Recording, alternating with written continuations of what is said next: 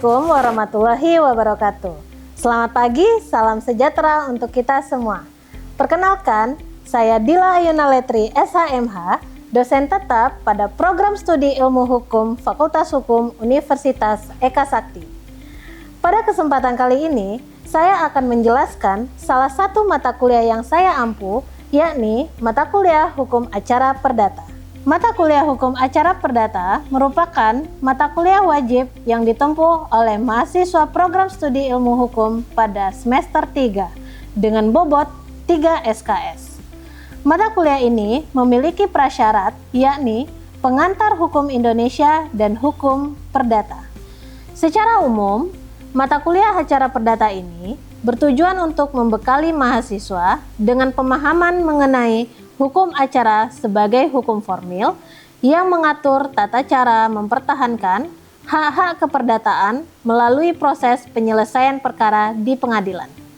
Sistem penilaian yang saya gunakan yakni melalui asesmen formatif dan asesmen sumatif. Asesmen formatif dilaksanakan selama proses pembelajaran melalui kegiatan kuis, diskusi kelas, tanya jawab, partisipasi aktif mahasiswa, serta penyelesaian tugas-tugas yang diberikan. Sedangkan asesmen sumatif dilakukan melalui penugasan, ujian tengah semester, dan ujian akhir semester sebagai bentuk evaluasi ketercapaian capaian pembelajaran mata kuliah. Adapun teknik penilaian yang saya gunakan meliputi observasi terhadap keaktifan mahasiswa selama pembelajaran, penilaian terhadap hasil diskusi, dan analisis studi kasus, penugasan individu maupun kelompok, serta evaluasi melalui ujian.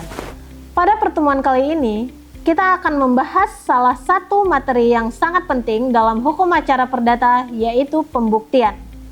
Materi ini menjadi inti dari proses pemeriksaan perkara perdata karena melalui pembuktian, hakim memperoleh dasar untuk menilai kebenaran yang diajukan oleh para pihak sebelum menjatuhkan putusan. Setelah mengikuti pembelajaran ini, nantinya mahasiswa diharapkan mampu 1. Menjelaskan pengertian dan fungsi pembuktian dalam perkara perdata. 2. Memahami hal-hal yang harus dibuktikan serta beban pembuktian. Ketiga, mengidentifikasi macam-macam alat bukti menurut hukum acara perdata.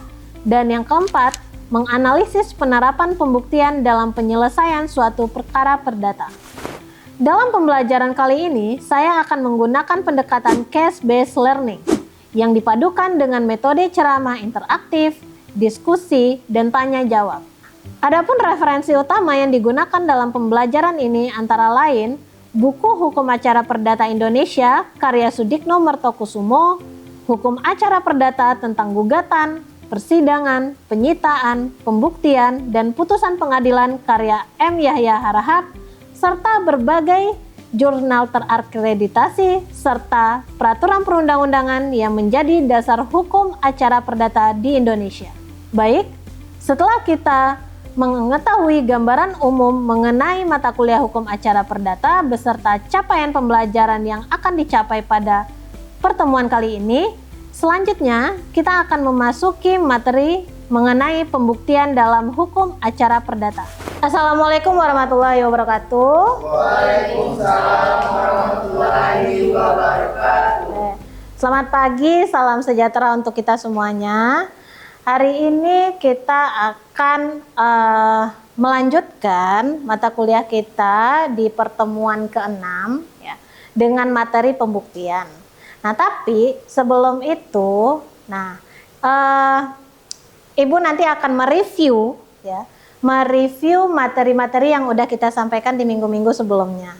Nah, karena ini bukan minggu-minggu pertama, karena ini udah minggu ke berapa ya tadi, udah minggu keempat. Nah, jadi mahasiswa Ibu harap sih udah paham ya apa yang sudah dijelaskan sebelumnya gitu.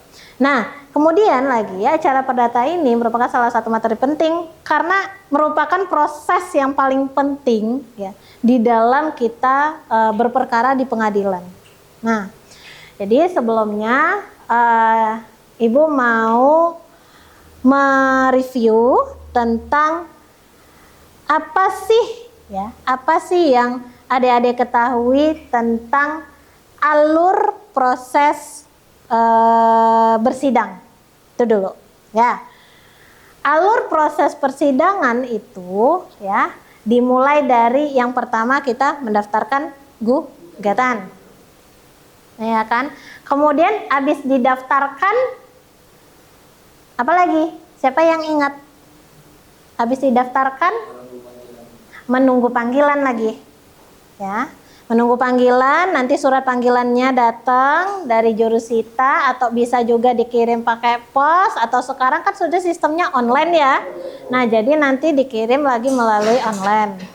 Oh, pembacaan gugatan, mediasi dulu pembacaan gugatan, replik, duplik, pembuktian. Nah, pembuktian. Itu pengantarnya dikit ya. Nah, oke. Ibu ada mau ngasih beberapa pertanyaan. Nah, yang pertama, pertanyaannya adalah, menurut saudara nih, ya, setelah penggugat menyampaikan gugatannya, ya, dan tergugat itu nanti dia memberikan jawabannya di persidangan. Nah, apakah hakim dapat langsung menjatuhkan putusan atau enggak? Oke, boleh. Menurut saya belum bisa, Bu. Kenapa? Karena hakim harus memastikan terlebih dahulu apakah dalil-dalil yang disampaikan benar atau tidak. Oke. Dia ngecek dulu nih, apakah dalil-dalil yang dituliskan di dalam gugatan itu benar atau enggak. Tentu dia harus melihat bukti-bukti dulu. Jadi belum bisa dia menjatuhkan putusan. Nah, sekarang pertanyaannya selanjutnya lagi. Siapa yang tahu nih ya? Ini kan pengetahuan aja dulu ya, sebelum masuk ke materi intinya. Macam-macam alat bukti dalam acara perdata apa aja? Saya, Bu. Oke? Macam-macam alat bukti dalam acara perdata yaitu pertama, Bu, surat, saksi. Surat, saksi, Terus yang ketiga pengakuan, Bu. pengakuan, Terus yang keempat persangkaan. 4 persangkaan, Terus yang kelima pemeriksaan setempat, Bu. ada pemeriksaan setempat, oke? Yang keenam sumpah, Bu. Sumpah, Dan yang ketujuh itu keterangan ahli. nah, ada keterangan ahli, ya boleh. Ini menurut Nisa. Jadi kita lihat apa sih yang dimaksud dengan pembuktian, ya? Pembuktian adalah suatu proses pengungkapan fakta. Kita mau ngungkapin fakta nih, ya, yang menyatakan bahwa suatu peristiwa hukum benar-benar udah terjadi. Jadi kita mau mengungkapkan apa yang ditulis di dalam surat gugatan tadi melalui pembuktian ini. Mengungkap fakta.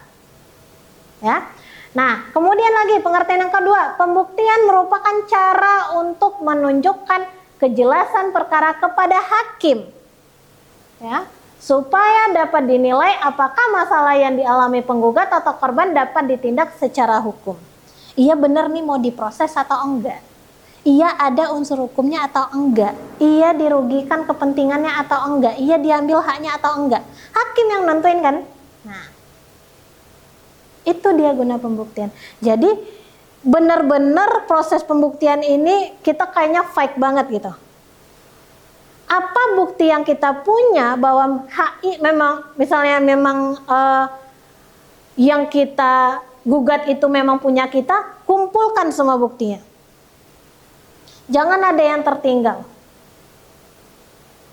Ya, nah itu dia pengertian dari pembuktian. Nah, next. Tujuannya apa? Untuk mendapatkan kepastian bagi hakim dalam menjatuhkan putusan apakah gugatan dimenangkan atau dikalahkan.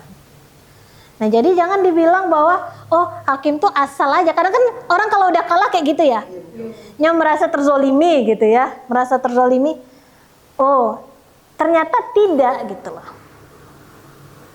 Ternyata tidak. Dia itu memberikan putusannya itu atas bukti-bukti yang memang kita ajukan. Kalau kuat ya menang, kalau misalnya nggak kuat ya kalah, itu aja. Ya, pada bagian PPDA selanjutnya terkait dengan beban pembuktian. Beban pembuktian Ya, beban pembuktian itu artinya apa? Beban bukti itu kepada siapa? Siapa yang harus benar-benar membuktikan bahwa saya punya gitu. Kan orang kalau di dalam perdata ini kan dia merasa dia yang punya kan ya. Beda sama pidana. Tapi kalau perdata ini dia merasa kepunyaan saya ini gitu. Benda ini punya saya. Kalau kita merasakan benda ini punya saya, berarti kita harus membuktikan benar-benar. Makanya ada istilah di dalam acara perdata itu adalah beban pembuktian. Nah, ya. Di dalam beban pembuktian itu ada aksi, ada reaksi. Ini muncul nih kalimat waktu IPA, SMA lah ya. Kalau anak IPA nih tahu nih, aksi reaksi. Kalau kita beraksi pasti ada reaksinya gitu kan ya. Nah, aksinya itu adalah dalil. Aksinya itu adalah dalil. Dalil itu apa? Apa yang kita tulis di dalam gugatan. Dalam gugatan itu dalil. Apa yang dituliskan di dalam surat gugatan. Kita menceritakan, kita mendalilkan. Itu aksi kita. Ada muncul reaksi nanti. Reaksi itu beban pembuktiannya. Ya, dibebankan kepada kita untuk membuktikan lagi. Ya, buktikanlah kalau yang memang Anda tuliskan itu punya Anda. Buktikanlah kalau memang Anda merasa itu punya Anda, ya tunjukkan. Ya, nah di dalam beban pembuktian ini ada 3 macam aturan ya. Yang pertama, kalau dia mengakui dia punya hak, maka dia wajib membuktikan. Ya, dia ngaku nih, oh iya tanah itu punya saya loh gitu. Kalau iya tanah itu punya saya, ngaku, wajib membuktikan. Dia ngakunya punya dia tadi ya, wajib buktikan. Yang kedua, dia mengatakan bahwa peristiwa itu untuk menguatkan hak, menyebut peristiwa itu untuk menguatkan hak. Misalnya gini, memang saya tahu atau saya lihat dia menandatangani perjanjian itu kemarin atau misalnya tahun lalu. Ada peristiwa kan? Menulis menandatangani peristiwa. Atau memang saya sebagai saksi dalam ketika mereka membuat akta di hadapan notaris, saya saksinya. Ya sudah, buktikan juga, wajib buktikan. Yang ketiga, membantah hak orang lain. Membantah hak orang lain. Ini ada posisi pada lawan. Kita bantah nih, si penggugat itu, enggak punya dia, bukan punya dia. Saya membantah. Ya buktikanlah kalau itu punya kamu. Tergugat dia harus membuktikan. Gitu. Jadi ingat 3 hal ini. Kalau memang kita mengaku punya kita wajib membuktikan. Kalau memang kita tahu peristiwa itu, kita juga wajib membuktikan. Kalau kita mau membantah haknya itu, bukan punya dia itu, buktikan juga. Ya. Ini yang dimaksud dengan beban pembuktian. Nah, kita lihat lagi. Apa aja macam-macam alat bukti. Kita buktikan nih yang dibilang sama si Nisa tadi, betul atau enggak. Ya. Nah, jadi di dalam pasal 164 HIR, ya, macam-macam alat bukti itu ada 1 surat. Oke, berarti betul. 2, saksi. Ibu buat di dalam kurung itu manusia. Kenapa? Ya saksi itu berupa orang. Ya. Kemudian lagi persangkaan. Menyangka. Ya, menyangka. Nanti kita lihat nih artinya menyangka itu apa, persangkaan itu apa. Kemudian pengakuan. Mengakui, ya. Kemudian sumpah. Sumpah, nggak mungkin nggak tahu ya sumpah. Sumpah apa? Coba dari bahasa mahasiswa sendiri deh. Sumpah itu apa? Nggak apa-apa, bahasa sendiri. Ucapan yang memang betul-betul keluar, Bu. Ucapan yang benar-benar keluar. Bu. Apa? Sumpah itu sebuah perkataan yang menguasakan tentang arti dari apa namanya? Tuhan, kita membawa nama-nama Tuhan. Membawa nama Tuhan. Oke, ada lagi? Mungkin sumpah itu semacam peristiwa itu berdasarkan kepada agamanya. Kepada agama. Ada sumpah itu. Oke, boleh kita terima dulu, nanti kita cek ya. Kemudian lagi ada pendukung. Tambahan artinya. Tetapi ini menjadi penting di dalam acara perdata. Apa itu? Pemeriksaan setempat sama keterangan ahli. Nah, apa pula beda duanya? Nah, nanti kita lihat ya. Oke, lanjut. Kita masuk ke yang pertama. Ya. Surat. Kita bahas tentang surat.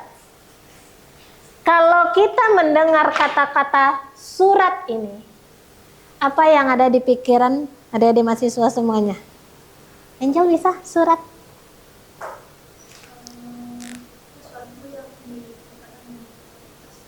Dalam bentuk kertas. Cah? Surat yang kayak misalnya Bu, membuktikan misalnya contoh dia punya tanah Bu, berkas-berkasnya Bu, itu surat. Itu yang surat tuh kan pasti ada yang kayak pembuktian di situnya Bu, itu menyangkut semuanya. Oke, bolehlah. Kalau bisa? Pembuktian yang secara tertulis. Surat itu secara tertulis. Ya. Surat itu dia berbentuk harus ada hard kertas dan ditulis, ada tulisan di atasnya. Nah, surat yang dimaksud di dalam acara perdata ini surat apa? Dokumen penting dalam bentuk akta kalau kita kenal, ya. Dalam bentuk akta yang kita kenal ya. Nah, jadi surat itu kita kenal atau orang sebut dia pada umumnya juga dengan akta. Nah, dia merupakan dokumen penting yang harus kita tunjukkan nanti di persidangan. Akta itu terbagi menjadi dua. Ada akta otentik dan akta di bawah tangan. Nah, akta otentik. Akta otentik apa di situ? Alat bukti sempurna katanya, tidak butuh bukti lain selama tidak bisa dibantah oleh lawan. Akta otentik itu adalah akta yang dibuat di hadapan pejabat umum atau orang yang berwenang di bidangnya sesuai dengan peraturan perundang-undangan yang berlaku. Akta yang dibuat di hadapan pejabat umum atau pejabat yang berwenang sesuai dengan ketentuan peraturan perundang-undangan. Itu akta otentik. Dan dia, akta otentik ini disebut sebagai dengan alat bukti sempurna. Alat bukti sempurna dia dibilang. Kenapa alat bukti sempurna? Karena dia dibuat di hadapan oleh pejabat yang penting, pejabat umum tadi atau pejabat yang berwenang. Dan di dalam akta otentik itu nanti ada dibubuhi tanda tangan, cap. Jadi kuat dia. Makanya dia dikatakan sebagai alat bukti yang sempurna. Kemudian lagi selanjutnya ada lagi akta di bawah tangan. Goyang. Akta di bawah tangan adalah dibuat sengaja untuk pembuktian dan ditandatangani namun tanpa campur tangan pejabat umum. Next lagi saksi. Saksi dia itu harus menerangkan apa yang dilihat, didengar, dan dialami sendiri. Ya. Dilihat, didengar, dialami sendiri. Itu yang namanya saksi. Jadi, makanya Ibu bilang tadi, ya dia tahu peristiwa itu. Makanya dia bisa membuktikan. Gimana caranya? Jadikan dia sebagai saksi. Jadikan dia sebagai saksi. Saya tahu peristiwa itu memang terjadi, gitu kan ya. Nah, kemudian lagi saksi ini harus disumpah. Dia berkaitan dengan bukti yang sumpah. Sumpah sesuai dengan agama masing-masing sebelum bersaksi. Ya. Ada di sini Ibu merahkan adalah unus tesis, nulus tesis. Mungkin ini kalau anak hukum harusnya udah tahu nih. Satu saksi bukan saksi.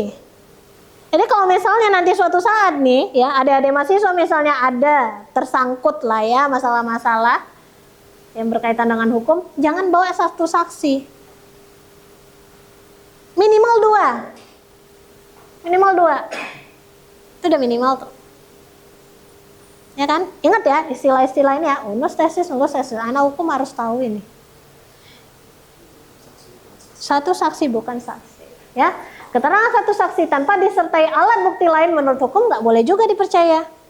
Jadi harus didukung dengan bukti-bukti lain tadi. Ya, oke. Kemudian lagi persangkaan.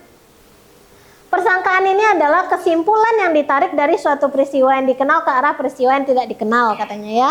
Nah mungkin kalau kita ngelihat arti ini agak apa ya, bingung. Apa sih maksudnya? Lihat contoh ini. Fakta yang terbukti itu bahwa si tergugat terbukti dia berada di Jakarta pada tanggal 1 Januari 2023. Ya kan? Nah, tetapi ya, secara logika hakim, ini persangkaan ini hanya bagi hakim ya. Nah, hakim dia berpikiran bahwa mustahil si tergugat ini berada di Padang pada hari yang sama karena dia berada di Jakarta. Dia terbukti, faktanya dia di Jakarta tanggal segitu, jadi mustahil dong dia ada di Padang. Berarti ini salah nih gitu. Nah ini hanya bagi hakim, bukan bagi kita, penggugat maupun tergugat. Hakim dia yang menyangka. Ya, oke. Next lagi pengakuan. Pengakuan ini artinya memang si pihak ya, para pihak dia itu mengakui bahwa memang itu punya saya misalnya. Ya kan? Tanah itu benar-benar punya saya. Ya udah dia ngakuin aja. Nah, sama kayak di apa ya, kita sempil sedikit kalau ke KUHP yang baru 2023 ada pengakuan bersalah. Dia ngaku dia bersalah, ya udah nanti akan diringankan gitu kan ya. Nah, begitu pula di sini. Kalau kita sudah ngakuin, ya ngapain lagi bukti-bukti lain kita tampilkan? Nyalah mengakui, dia sudah mengakui. Ya, itu yang dimaksud dengan pengakuan. Kemudian lagi sumpah. Ya.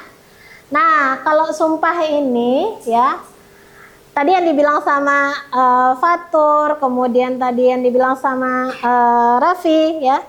Sumpah itu adalah suatu pernyataan bahwa memang kita mengetahui, dan itu nanti sumpah itu kepada saksi ya, kita mengetahui memang terjadi peristiwa tersebut di hadapan hakim, dan nanti di atas kepala kita ada jurusita yang naruh Alkitab masing-masing sesuai agama kita. Gitu, sesuai agama kita masing-masing. Nah, kemudian lagi tadi ada pemeriksaan setempat dan keterangan ahli ya. Nah, pemeriksaan setempat ini biasanya di dalam perkara ini wajib ada.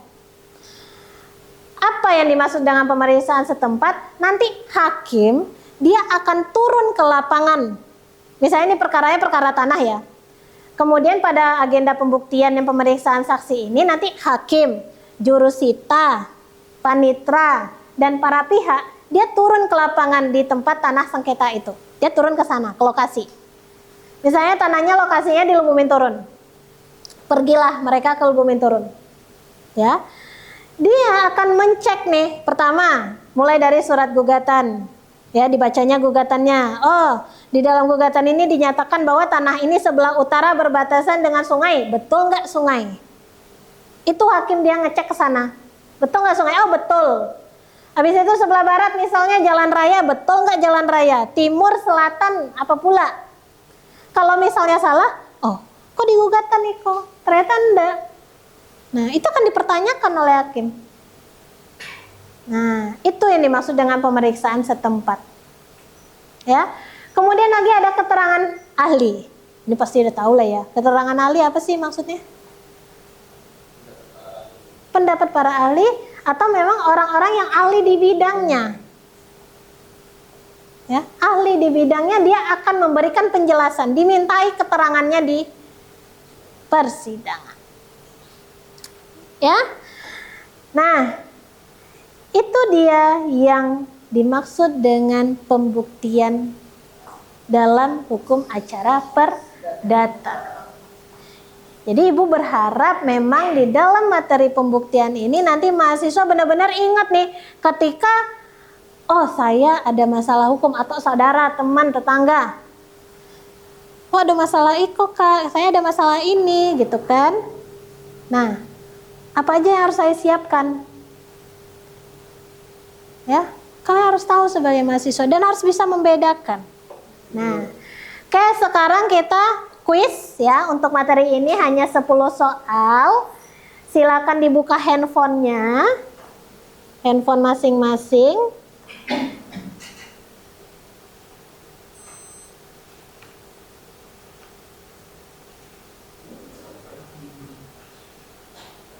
Dah? Selesai? 3, 2, 1.